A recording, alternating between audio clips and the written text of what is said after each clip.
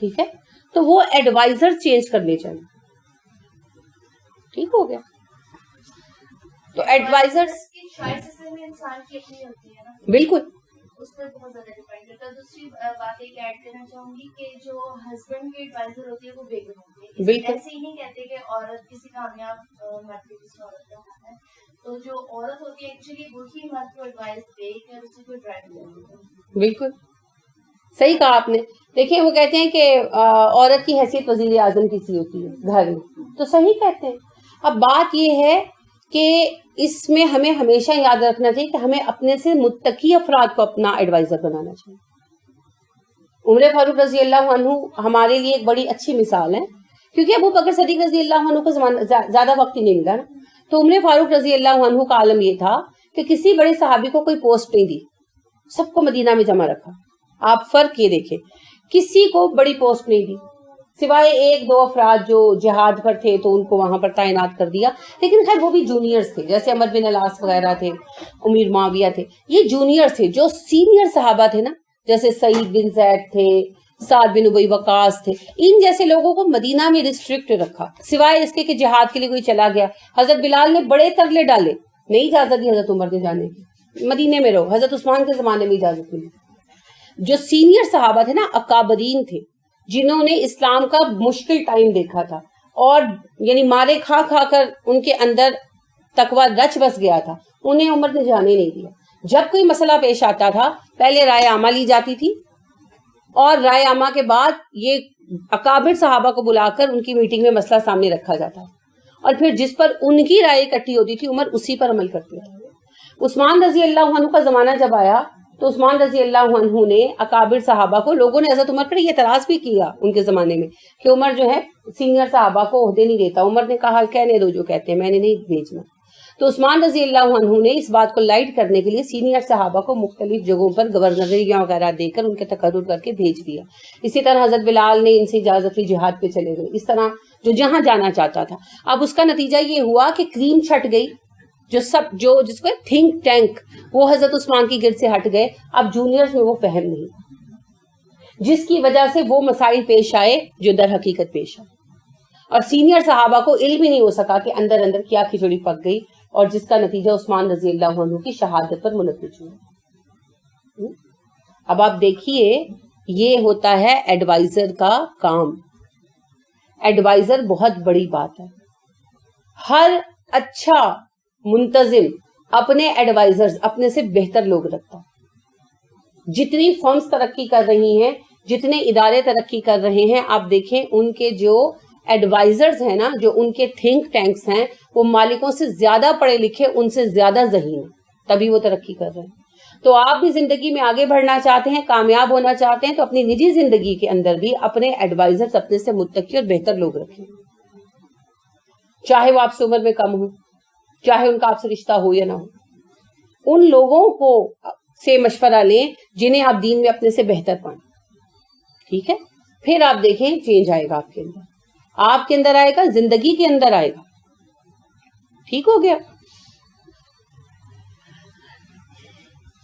مائیں تک گمراہ کر دیتی ہیں, کیونکہ ماؤں کا کیا ہوتا ہے مسئلہ, انہوں نے زندگی کو ایک خاص اینک کے ساتھ دیکھا ہوتا ہے نا, ان کا ایکسپوجر بڑا محدود ہوتا ہے اور علم نہیں ہوتا. تو ہم کسی خاص معاملے میں ان سے مشورہ کرتے ہیں, تو جو ان کا اپنا تجربہ ہوتا ہے وہ اسی کی روشنی میں ہمیں مشورہ دیتی ہیں. اب ضروری نہیں ہوتا کہ واقعی وہ روشنی سے گزری ہو سکتا ہے وہ تاریکی میں ہی ہو بیچاری. تو جس اندھیرے میں وہ خود زندگی گزار کر رہی ہیں وہ وہی ہمیں آگے پہنچا دیتی ہیں. تو ضروری نہیں کہ ماں سے بھی مشورہ کیا جائے بہت سارے معاملات میں. اگر آپ کی ماں میں صلاحیت ہے, اگر وہ متقی ہیں, اگر وہ اللہ سے ڈرنے والی ہیں, تب ان سے مشورہ کریں. اور اگر ہر کسی کو پتا ہوتا ہے اگر والدہ غصیلے مزاج کی ہیں, تند مزاج ہیں, برداشت نہیں کرنے والی, تو پھر ان سے مشورہ مت کریں, کیونکہ جو تیزی تندی ان کے مزاج میں ہے اسی کے مطابق وہ آپ کو مشورہ دیں گے.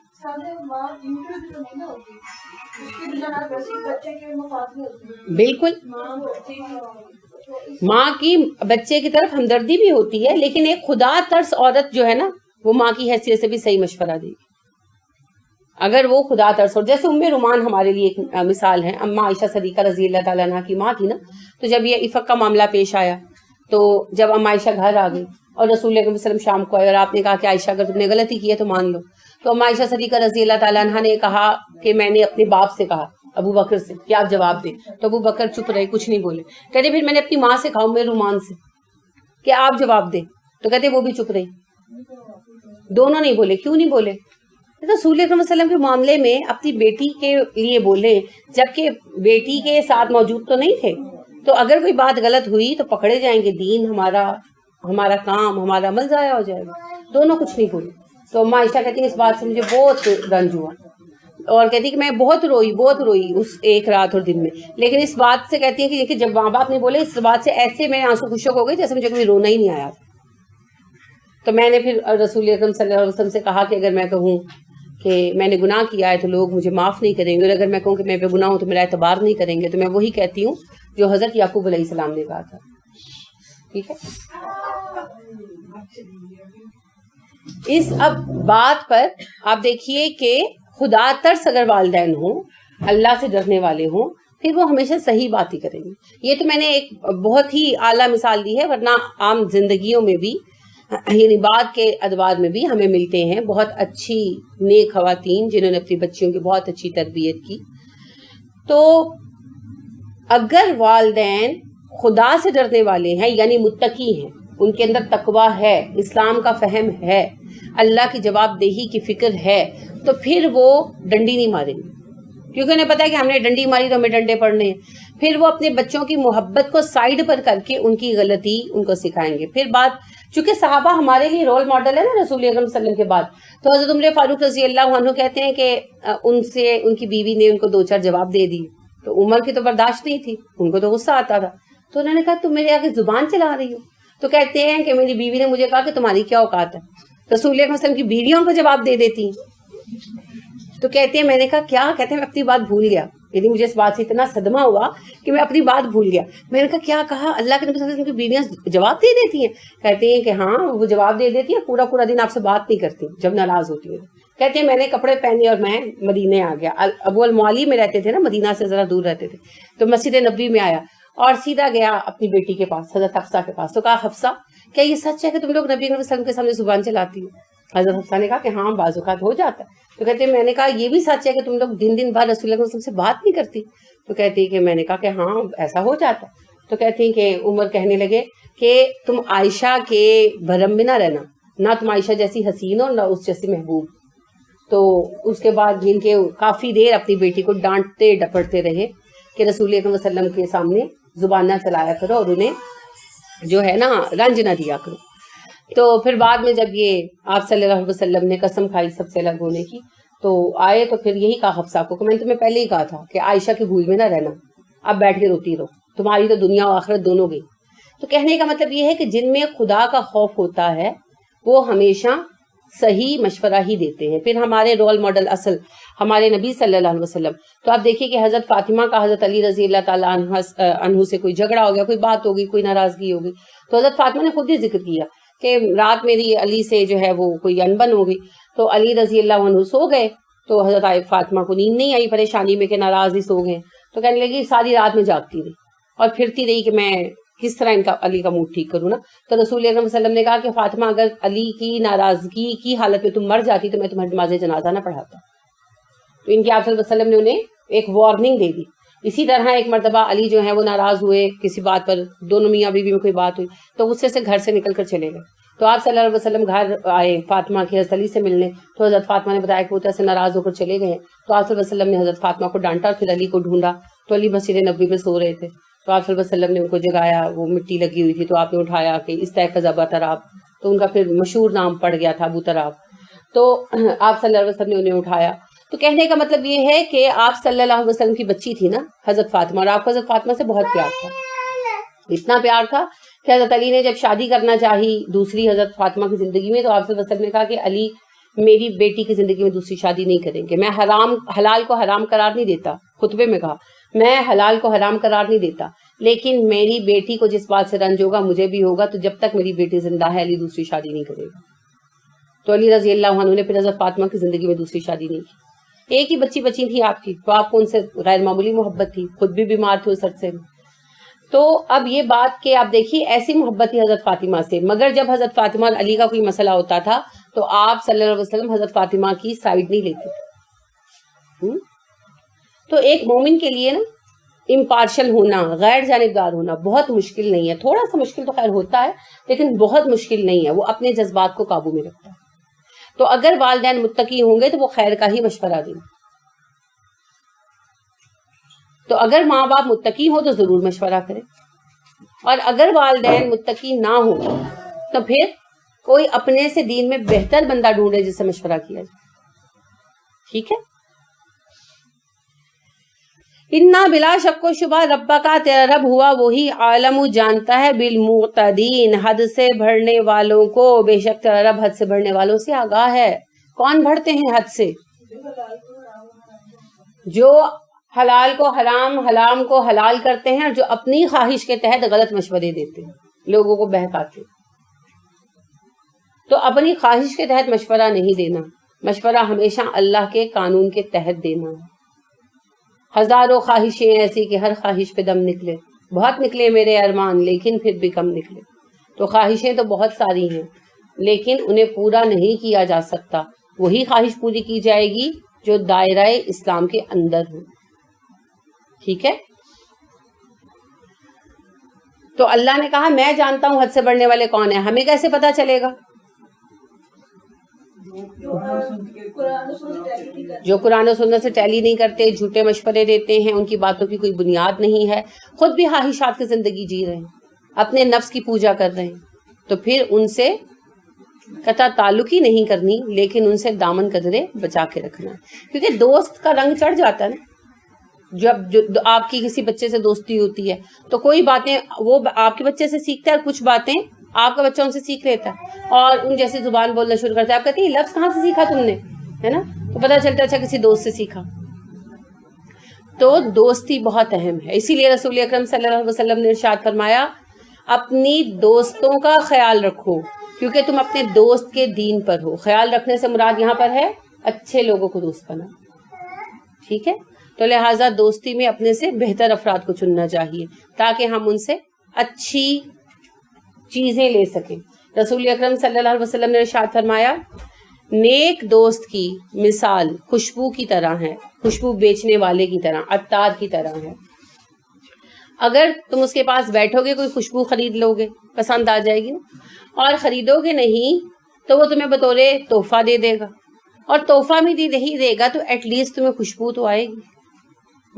تو اچھے بندے کے پاس بیٹھیں گے تو سیکھیں گے نہیں تو بیٹھنے سے خود بخود اندر عادتیں آئیں گی، اور اگر آپ نے اس کی عادت نہیں لی اس کی عادت سے ہمیں تو نفع ہوگا نا. اور برے دوست کی مثال ایک لوہار کی طرح ہے کہ جس کی بھٹی کے پاس جب تم بیٹھو گے تو اس کی چنگاریوں سے تمہارے کپڑے جل جائیں گے، اور اگر کپڑے نہیں بھی جلیں گے تو گرمی پہنچے گی، پسینہ آئے گا. تو یہی بات ہے کہ اگر برے دوست کی عادتیں ہم اختیار نہیں کرتے اور وہ ہمیں نقصان نہیں بھی پہنچاتا تو ایٹ لیسٹ وہ بری چیزیں تو اثر کریں گی نا. اس کی گندی زبان سنیں گے یا اس کی بری حرکت دیکھیں گے تو وہ سب تو ہم پہ ایفیکٹ کرے گا نا کہیں نہ کہیں، کسی نہ کسی حد تک. جیسے سگریٹ پینے والا آپ کو سگریٹ کی عادت نہ بھی لگائے تو دھوئیں سے ہی آپ کو کینسر کرا دیتا ہے. اسمیل افیکٹ کرتی ہے. اور ویسے بھی ڈاکٹر بتاتے ہیں کہ صرف وہی نہیں جو پیتا ہے، جو دھواں اندر لے جا رہے ہوتے ہیں نا، انٹیک کر رہے ہوتے ہیں، ان کو بھی بیمار ہونے کے اتنے ہی % چانسز ہوتے ہیں. تو لہٰذا وہ دھواں جو ہے وہ ہمیں کینسر میں مبتلا کر سکتا ہے. تو کیا پتا، زندگی میں بہت دفعہ آپ نے ایسا دیکھا یا سنا ہوگا کہ ایک دوست جواری تھا، دوسرا اس کے ساتھ ہی گیا، ویسے ہی کھیل بھی نہیں رہا تھا، ریڈ پڑی تو جواری کے ساتھ وہ بھی پکڑا گیا. اب ساری عمر کے لیے اس کے اوپر وہ ٹیگ تو لگ گیا نا. جب کبھی کوئی مسئلہ پیش ہوگا تو اچھا یہ تو وہی ہے جو تو پکڑا گیا تھا، اس کے خلاف تو رپورٹ ہوئی تھی، کیونکہ تھانے میں نام آ گیا وہ تو آ گیا ہمیشہ کے لیے، اس کا تو اب کوئی حل نہیں ہے. لہٰذا ایسوں سے پھر بچنا ہی بہتر ہے. تو کسی پنجابی شاعر نے بڑا اچھا اس حدیث کو شعر میں ترجمہ کیا ہے. وہ کہتے ہیں چنگے بندے دی صحبت یارو جیویں دکان اتاراں، سودا پاویں مل نہ لئیے بلے آن ہزاراں. برے بندے دی صحبت یارو جیویں دکان لواراں، کپڑے پاویں کنج کنج بئیے چنگا پین ہزاراں. تو ان چنکوں سے بچنے کا پھر طریقہ کیا ہے؟ Stay away from these people, یعنی چھوڑنا نہیں ہے مگر فاصلہ رکھنا تاکہ اس کی صحبت آپ پر اثر انداز نہ ہو۔ خربوزہ خربوزے سے رنگ پکڑ دے تو خربوزوں کو خربوزے سے دور کر دیں۔ وَذَرُوا چھوڑ دو، واو زے ہوتا ہے ایک، اور ایک واو زال رے ہوتا ہے۔ واو زے رے وزر کا مطلب ہوتا ہے بوجھ، اور واو زال رے جو یہاں آیا وزارا اس کا مطلب ہوتا ہے چھوڑ دینا۔ وَذَرُوا چھوڑ دو ظاہری طور پر الاسمی گناہوں کو، وہ باطنہ اور اس کو باطنی طور پر بھی، گناہوں کو ظاہراً بھی چھوڑ دو اور باطناً بھی چھوڑ دو۔ بہت ہی کمپریہنسو جملہ ہے نا، گناہ چھوڑ دو، صرف ظاہراً مت چھوڑو، اندر سے بھی چھوڑ دو۔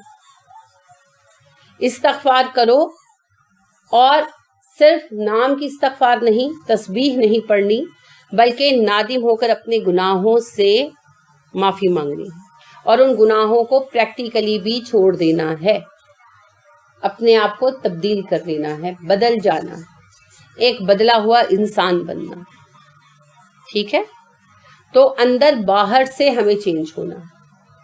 رسول اکرم صلی اللہ علیہ وسلم نے فرمایا لوگو اللہ سے حیا کیا کرو۔ صحابہ نے کہا جی ہم اللہ سے حیا کرتے ہیں۔ آپ نے فرمایا یہ نہیں، حیا تو اللہ سے یہ ہے کہ جب تم تنہائی میں بھی ہو تب بھی جو تمہارے ذہنوں میں ہے اس کی حفاظت کرو، اور جو تمہارے پیٹوں میں ہے اس کی حفاظت کرو، یعنی تنہائی میں بھی حلال و حرام کا خیال رکھو اور برے خیالات اور آئیڈیاز سے بھی بچو۔ اعمال تو پھر وہ آئیڈیا ہی ہوتا ہے، ہماری سوچ ہمارے گفتگو کا حصہ بنتی ہے، جو ہم سوچتے ہیں وہی کہتے ہیں، اور جو کچھ ہم کہتے ہیں ایک دن ہم وہی کر گزرتے ہیں، جو ہم کرتے ہیں وہی ہمارا نامہ عمل ہے، اور اسی پر تقدیر کا انحصار ہے۔ ٹھیک ہے، تو لہٰذا ہمیشہ کیا کرنا چاہیے؟ سوچ کی حفاظت کرنی چاہیے۔ سوچ صحیح ہوتی ہے تو پھر تقدیر صحیح ہو جاتی ہے۔ انگلش فریز بھی ہے، protect your thoughts because your thoughts become your words. Protect your words because your words become your actions. Protect your actions because your actions become your destiny. تمہاری سوچ تمہارے الفاظ بنتے ہیں، تمہارے الفاظ تمہارے اعمال بنتے ہیں، اور تمہارے اعمال ہی تمہارا مقدر ہوتے ہیں، جو کریں گے وہی پائیں گے۔ تو لہٰذا ہمیشہ پازیٹیو سوچیں اور بڑا سوچیں، یعنی کسی بڑے مقصد کے لیے جئیں، اور سب سے بڑا مقصد کیا ہے؟ جنت کا حصول۔ تو اس مقصد کے لیے جئیں تو پھر اسی کے لیے کام ہوگا، اور آپ دیکھیں کہ آپ کی پوری زندگی جو ہے اس میں بہت کچھ آپ کر سکتے ہیں۔ ان الذین، بے شک وہ لوگ جنہوں نے یکسبونا، وہ کماتے ہیں۔ یکسبونا مضارع ہے، فعل ہے تو ہی مضارع ہے نا، مذکر اور غائب ہے۔ کاف سین بے اس کی روٹ ہے کسب، کمانے کے لیے آتا ہے، اور قرآن میں خاص طور پر اعمال کے لیے آتا ہے۔ یکسبونا جو وہ کماتے ہیں، الاثم گناہ، سیجزونا کیا ہے؟ سیجزونا فعل ہے، مضارع ہے، جمع ہے، غائب ہے، اور پیسو وائز ہے، ایکٹیو وائز نہیں ہے۔ وہ دیے جائیں گے، دے ول بی پیڈ، یجزونا نہیں ہے، یجزونا، ٹھیک ہے، اور سا علامت ہے مستقبل کی۔ سیجزونا ان قریب وہ دیے جائیں گے، بما کانو ساتھ اس کے جو وہ تھے، یقترفونا کماتے، قاف رے فے پیچھے بھی آپ نے پڑھا ہے نا، میں نے آپ سے عرض کیا تھا کہ یہ کمانے کے معنی میں آتا ہے، اچھی کمائی کے لیے بھی آتا ہے، بری کمائی کے لیے بھی آتا ہے۔ قرآن میں یہ نیگیٹو یوز ہوا ہے ہمیشہ۔ ان الذین یکسبون الاثم سیجزون بما کانوا یقترفون، کاف رے فے۔ بے شک وہ لوگ جو گناہ کماتے ہیں، ان قریب وہ اپنے ان اعمال کا بدلہ دیے جائیں گے جو انہوں نے کمائے ہیں۔ کہ اگر دوسرا بندہ برا کرتا ہے، یہ کویسچن بہت دفعہ ریز ہوتا ہے نا کلاس میں بھی، ہم کب تک صبر کریں؟ اگر دوسرا مسلسل برا کرے تو ہم کیا کریں؟ آپ اطمینان رکھیے، اللہ فرما رہے ہیں جو برا کرے گا ان قریب بدلہ دیا جائے گا. مطلب کیا ہے؟ تم اچھا کر رہے ہو، تمہیں تمہارے اچھے کا بدلہ ملنا ہے. اگر دوسرا برا کر رہا ہے، تمہارے اچھے کے بدلے میں بھی برا ہی کیے جا رہا ہے اور باز نہیں آ رہا، تو don't take tension, this is not your headache. اس کو اس کے برے عمل کا بدلہ ملے گا اور پوری طرح سے ملے گا. تو جب اس کا بوجھ نہیں اٹھانا ہم نے قیامت کے دن، تو اس کی ٹینشن کیوں اٹھاتے ہو دنیا میں؟ ٹھیک ہے نا، ایک تو پازیٹیو فکر ہے نا، تو اس کو ہم راہ راست پر لے آئے، وہ تو ہر ایک کی ہمیں کرنی ہی ہوگی. لیکن یہ ٹینشن لینا جو ہم لیتے ہیں، میں کتنا صبر کروں، میں ایک طرفہ صبر کروں، میں ہی نیکی کروں، میں ہی مسلمان ہوں، میرا ہی ذمہ ہے. بھائی تمہارا ہی ذمہ ہے، اپنی جنت تو خود ہی کمانی ہے. میں اپنے نامہ عمل کی جواب دہ ہوں، آخر دم تک ہوں. مجھے یہ حق حاصل نہیں ہے کہ دوسرے کی برائی کے بدلے میں برائی کروں. اپنا بچاؤ کر سکتی ہوں، لیکن برائی کے بدلے میں برائی کرنے کی اجازت نہیں ہے. کیونکہ اگر ہر بندہ برائی کا بدلہ برائی سے دینے لگے، اینٹ کا جواب پتھر سے دینے لگے، تو کوئی گھر سلامت نہ رہے، ہے نا ایسے. اسی طرح اگر ہر بندہ برائی کرنے لگے تو نتیجہ کیا نکلے گا؟ اچھائی تو رہے گی نہیں. If you cannot find a good person in this world, then be one. تمہیں دنیا میں کوئی اچھا بندہ نہیں ملتا، تم ایک اچھے بندے بن جاؤ. مسئلہ کیا ہے؟ اچھائی کا بدلہ ہمیشہ اچھا ہی ہوتا ہے. اگر فرض کریں کہ آگے بندہ واقعی اتنا کم ظرف ہے کہ صرف برا ہی کر رہا ہے، تو کیا ہو گیا؟ آپ اس بندے سے بدلے کے لیے کام کر رہے ہیں، اللہ سے بدلے کے لیے کر رہے ہیں، تو پھر ٹینشن کس بات کی ہے؟ اور اگر وہ بندہ مسلسل آپ کے اچھے کے بدلے میں برا ہی کیے جاتا ہے، تو وہ تو بد نصیب ہے. آپ کو اس پہ غصہ نہیں آنا چاہیے، اس پہ ترس آنا چاہیے. کیونکہ قیامت کے روز وہ اللہ سے کس چیز کی امید کرے،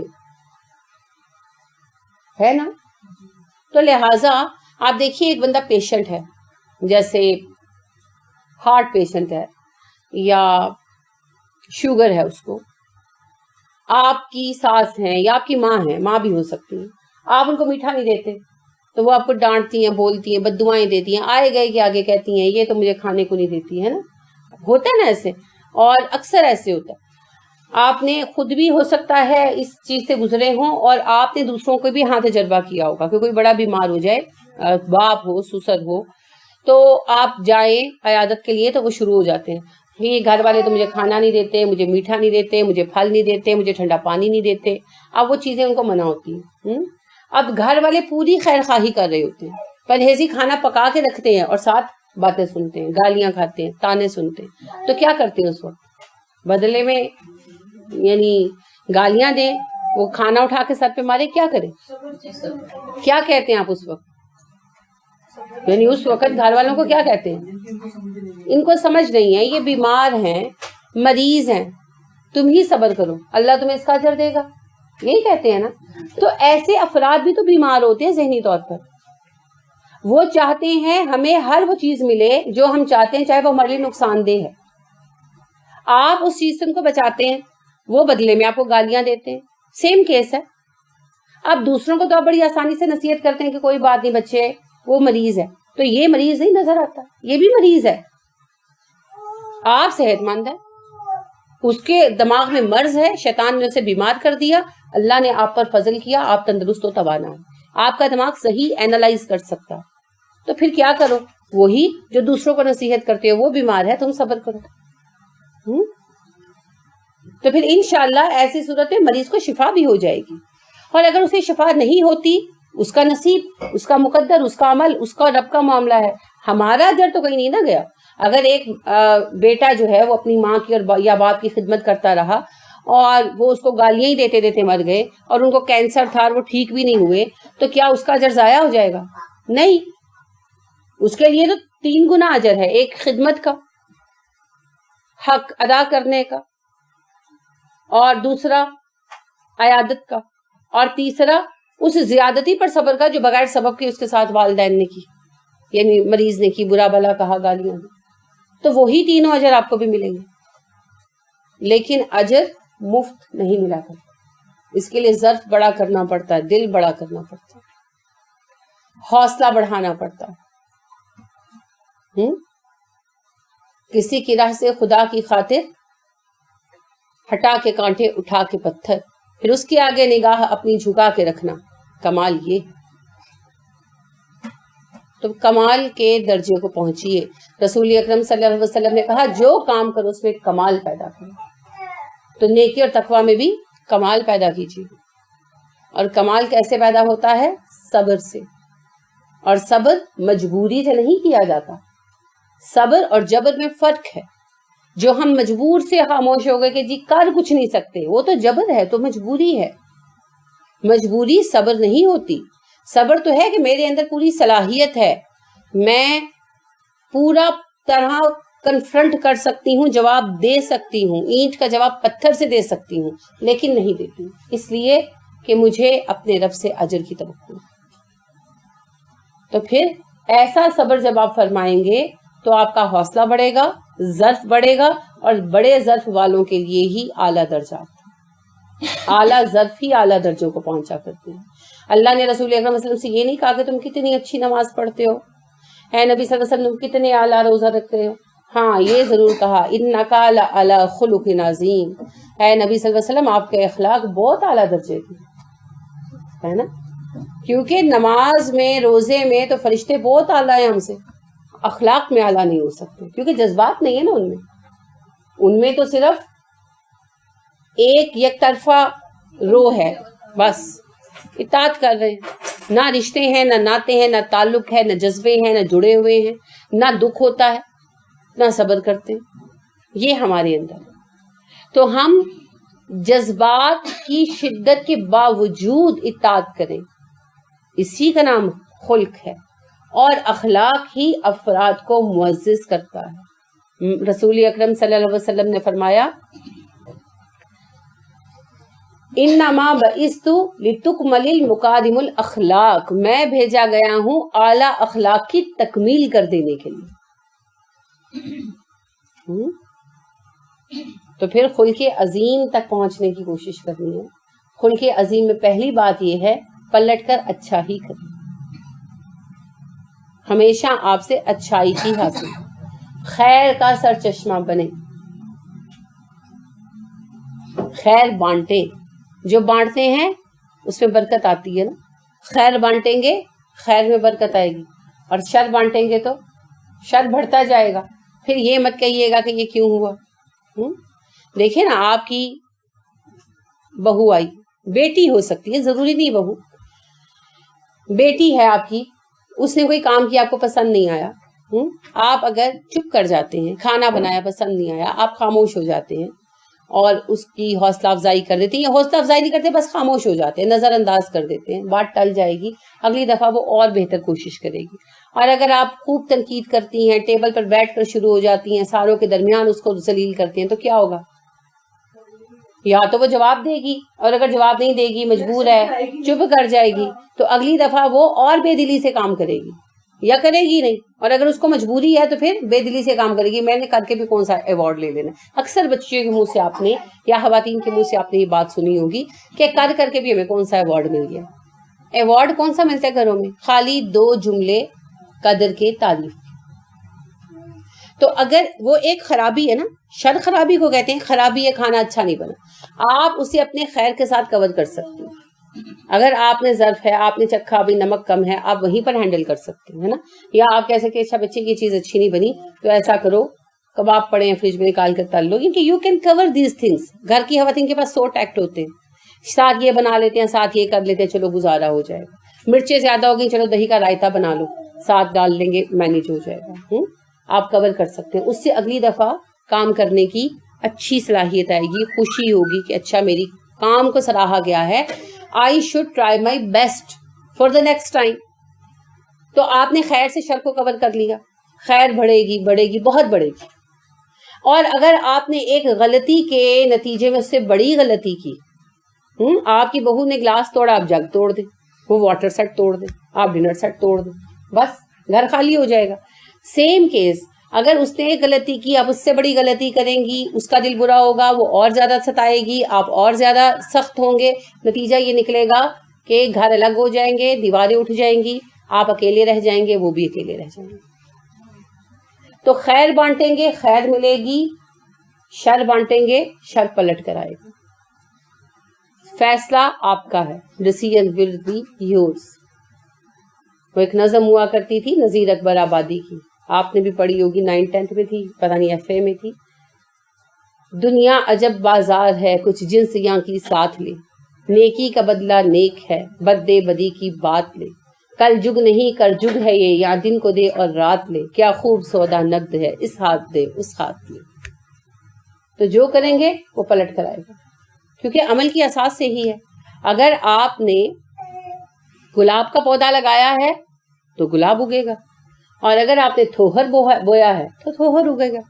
گلاب کی توقع مت رکھیں. علی رضی اللہ عنہ کہتے ہیں تندی کے ساتھ خوش اخلاقی کی توقع رکھنا ایسا ہے جیسے جو بیج کر گندم اگنے کی توقع رکھنا. ٹھیک ہے، تو ہمیں اپنا رویہ بدلنا ہوگا. وہ غالب بھی کہتے ہیں نا، نکالا چاہتا ہے کام کیا تانوں سے تو غالب، تیرے بے مہر کہنے سے وہ تجھ پہ مہرباں کیوں ہو. کہ اگر محبوب کو یہی تانے مارتے رہو گے کہ تم بہت سرد مزاج ہو، تو پھر وہ مہربان کہاں ہوگا؟ وہ کہے گا اچھا ایسا ہوں تو ایسا ہی دفع ہو جاؤ. لہذا محبت پانے کے لیے محبت کرنا پڑتی ہے. آپ چاہتے ہیں کہ دوسرے آپ کی عزت کریں تو آپ کو دوسروں کو عزت دینا ہوگی. وہ آپ کی عزت نفس کا خیال رکھیں، دوسروں کی عزت نفس کا خیال رکھنا ہوگا. آپ چاہتے ہیں لوگ آپ کی غلطیوں کو نظر انداز کر کے آپ کی خوبیوں پر نظر رکھیں، تو آپ کو پہلے ان کی غلطیوں کو نظر انداز کر کے ان کی خوبیوں پر نظر رکھنا ہوگی. جب آپ مثبت ہو جائیں گے لوگ بھی آپ کے ساتھ مثبت ہو جائیں گے. 99% لوگ، اور 1-1.5% جو بچیں گے وہ مریض ہیں، اور مریضوں کے لیے کوئی رول نہیں ہوتا. بالکل، بیمار افراد استثناء ہوتے ہیں نا، تو وہ پھر استثناء میں ہے کیونکہ وہ معذور ہیں. تو معذوروں کے لیے ہمدردی ہوتی ہے، اصول نہیں ہوتے. تو ان کے ساتھ پھر رحم برتیں اور اس بات پر شکر ادا کریں کہ آپ معذور نہیں ہیں. ٹھیک ہے نا؟ تو اللہ رب کریم ہمیں توفیق عطا کرے خلق عظیم کے اس سفر میں آگے بڑھنے کی. سبحانک اللہم و بحمدک ونشہد ان لا الہ الا انت ونستغفرک ونتوب الیک. السلام علیکم ورحمۃ اللہ وبرکاتہ.